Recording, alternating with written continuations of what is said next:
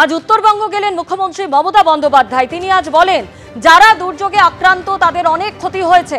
সবার কাছে আমার আবেদন, দুর্যোগে ক্ষতি কাটিয়ে উঠতে হবে। আবেদন মুখ্যমন্ত্রী মমতা বন্দ্যোপাধ্যায়ের। আমরা সবাই ক্ষতিগ্রস্তদের পাশে আছি, তাই দয়া করে সবাই শান্ত থাকুন।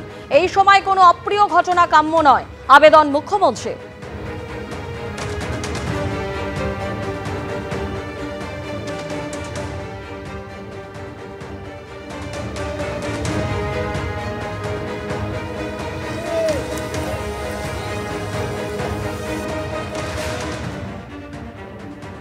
সাংসদ বিধায়কের উপর নৃশংস হামলা, ৩৫৫ ধারা লাগুর অনুরোধ করে রাজ্যপালকে চিঠি বিজেপির। রাজ্যপালকে চিঠি বিজেপির নেতা ও আইনজীবী কৌস্তব বাগচি।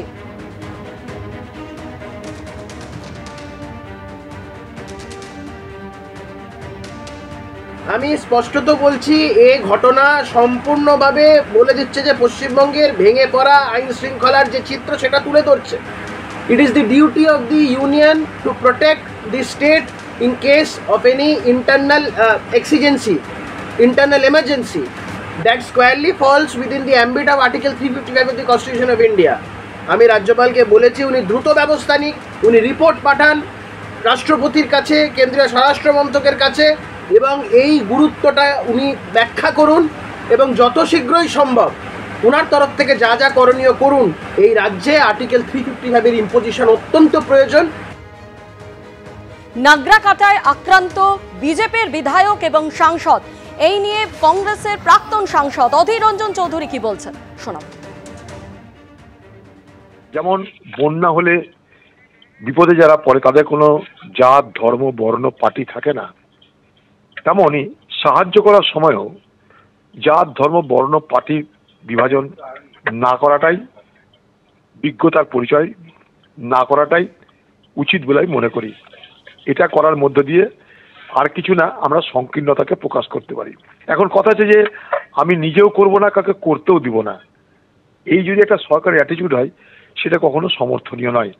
এই কথা বলার মানে এটা নয় এই বিজেপির পক্ষে কথা বলছি, না, আমি ঘটনাটার পক্ষে বিপক্ষে কথা বলছি। এই পলিটিক্সটা কিন্তু সংকীর্ণ পলিটিক্স, এটা না করা, এটা আমি বিরোধিতা করি এই ধরনের যারা রাজনীতি করে। নাগরাকাটায় বিজেপি সাংসদ বিধায়কের উপর আক্রমণ, উদ্বিগ্ন জেপি নাড্ডা।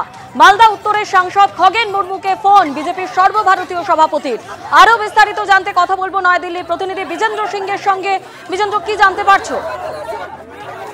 দেখো, যেভাবে আক্রান্ত হয়েছেন খগেন মুর্মু মালদার সাংসদ, এবং তার রক্তাক্ত যে ছবি সব জায়গায় প্রকাশ হয়েছে, তারপর আমরা দেখলাম কিভাবে তিনি হাসপাতালে পৌঁছলেন। যখন তিনি হাসপাতালে চিকিৎসাধীন ছিলেন সেই সময় তাকে BJP national president JP Nadda phone করেন। তিনি উদ্বিগ্ন ছিলেন। যে চিত্রটা দেখা যাচ্ছে, বিশেষ করে যে ভিডিওতে এসছে যেখানে পুরো মুখে তার রক্ত রয়েছে, সেক্ষেত্রে কিভাবে তার ইনজুরি হয়েছে, এখন তিনি কি কেমন রয়েছেন সেসব তার থেকে জানতে চেয়েছেন জেপি নাড্ডা, এবং তার দল তার পাশে রয়েছে। তবে যেভাবে ঘটনা ঘটেছে সেটা নিয়ে প্রতিবাদ এখন জাতীয় স্তরে কর্মসূচি নিচ্ছে বিজেপি।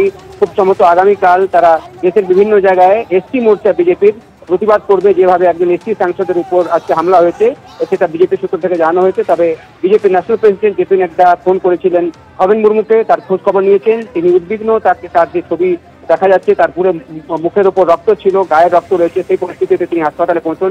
যখন তিনি হাসপাতালে ছিলেন সেই সময় তাকে ফোন করেছিলেন জেপি নাড্ডা এবং তার খোঁজ খবর নিয়েছেন। ধন্যবাদ বিজেন্দ্র।